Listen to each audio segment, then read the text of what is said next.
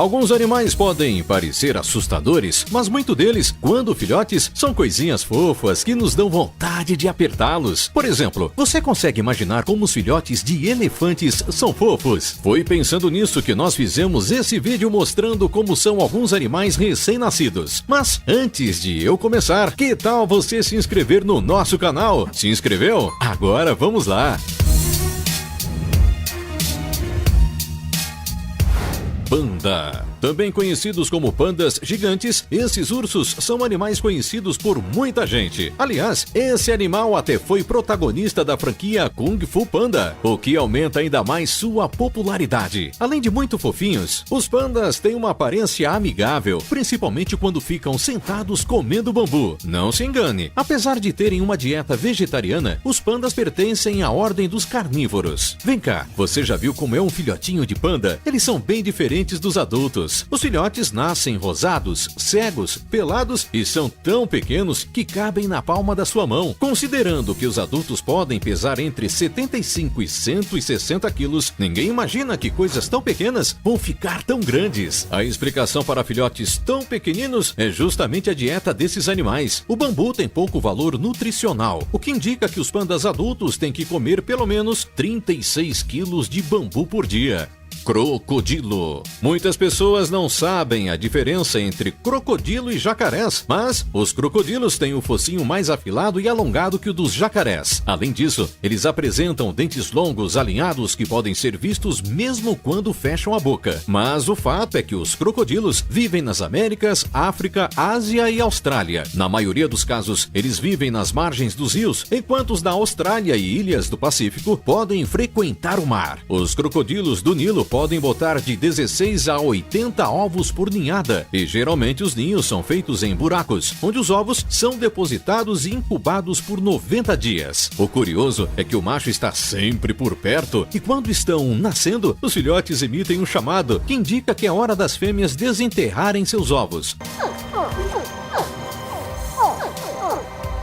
Quando todos estão fora dos ovos, ela os coloca na boca e os transporta até a água. Durante algumas semanas, os filhotes ainda são protegidos pelos pais, que precisam ter cuidado com os predadores, até mesmo outros crocodilos. Quando nascem, eles são essas criaturas lindas, que podem até gostar de carinho, mas quando crescem, se tornam criaturas imensas e assustadoras.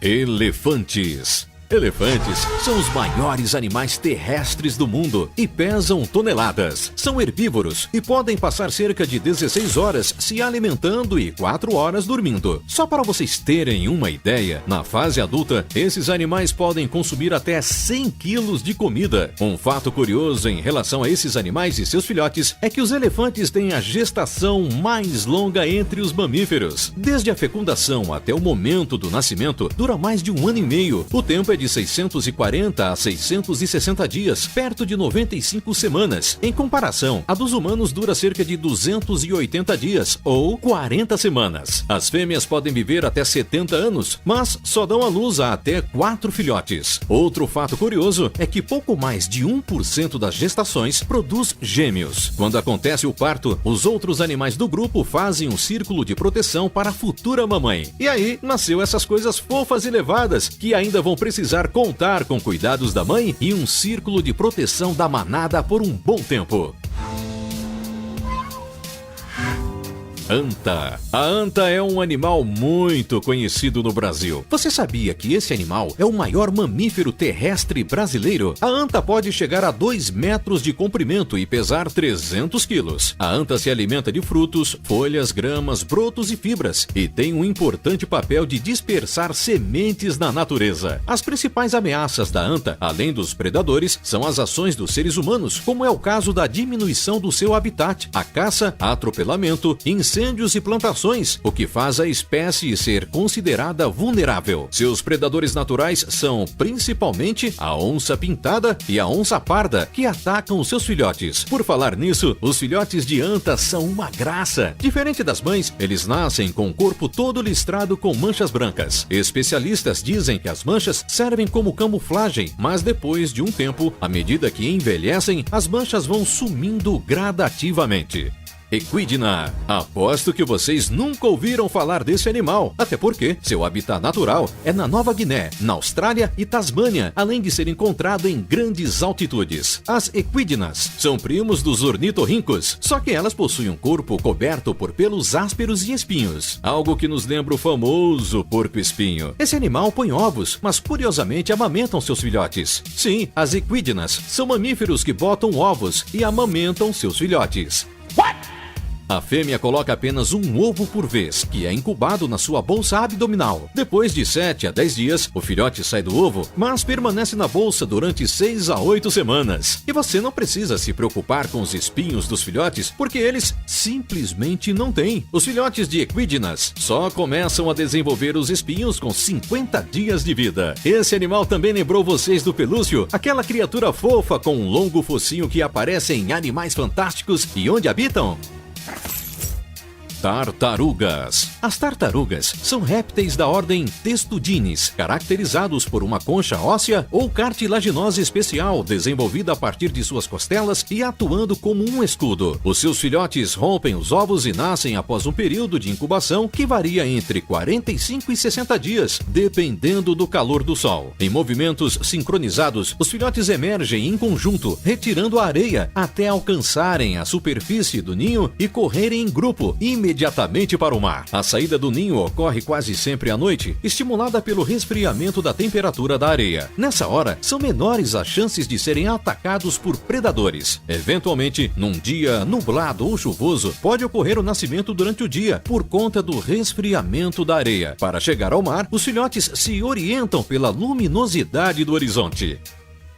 Cavalo marinho. Os cavalos marinhos são animais fantásticos. Apesar de terem cara de cavalo, eles são peixes. Geralmente encontrados em águas mais rasas, esses animais podem simplesmente mudar de cor, o que os ajuda na hora da camuflagem. Eles se movem lentamente pela água e, para não serem levados pela correnteza, eles enroscam a cauda em corais, algas ou plantas aquáticas. A reprodução dos cavalos marinhos também é uma das mais diferentes da natureza. A fecundação interna e o desenvolvimento do filhote acontecem dentro do corpo do macho e não da fêmea, como estamos acostumados a ver. E como os machos não possuem úteros, os filhos crescem em uma região chamada cavidade ovariana ou folicular, onde os ovos recebem todos os nutrientes necessários. Podem nascer entre 100 a 500 filhotes por gestação, dependendo da espécie. Os pequenos cavalos marinhos nascem com apenas 2 milímetros e poucos conseguem sobreviver até a fase adulta.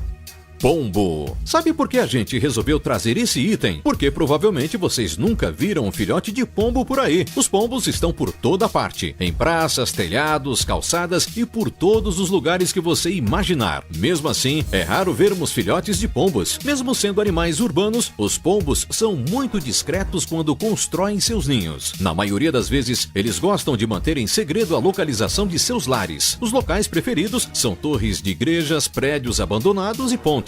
Além disso, os filhotes permanecem cerca de 40 dias no ninho, tempo bastante para ficarem crescidos e bem parecidos com os pombos adultos. Mas existe uma característica que difere um pombo velho de um novo. Os mais novos não têm as marcas verdes e roxas ao redor do pescoço. Cobras. As cobras são animais assustadores e que a maioria das pessoas não gosta nem de passar perto. Pois é, mas acredite se quiser, até mesmo as cobras têm seu lado fofinho quando nascem. Existem muitas dúvidas envolvendo o nascimento das cobras. Algumas delas podem ser ovíparas e, diferente de outros animais, como as aves, as cobras que nascem de ovos não são chocadas, pois o próprio calor do ambiente faz o trabalho de chocar o ovo. É por isso que as espécies de cobras ovíparas vivem geralmente em lugares quentes. Já as ovíparas são cobras que levam os ovos dentro do seu corpo até o nascimento. Por isso, os filhotes de cobras podem eclodir dentro do corpo da mãe e já saem de lá prontos para os desafios da vida. E ainda temos as vivíparas, que são as cobras geradas no útero da mãe e que já nascem totalmente formadas. Essas cobras costumam habitar os lugares mais frios, onde não haveria calor do ambiente o suficiente para chocar o ovo. Quer ver como é uma cobra real saindo do ovo?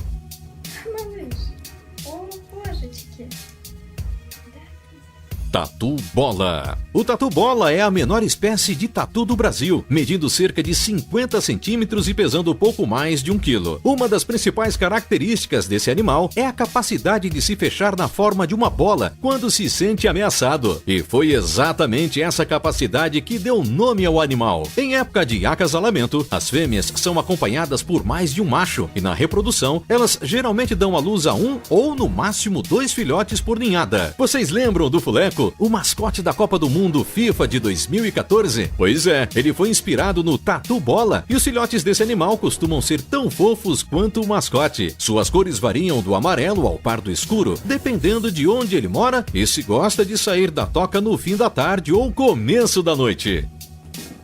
Espero que tenham gostado do nosso vídeo sobre como são os animais recém-nascidos. Nos encontramos na próxima. Tchau!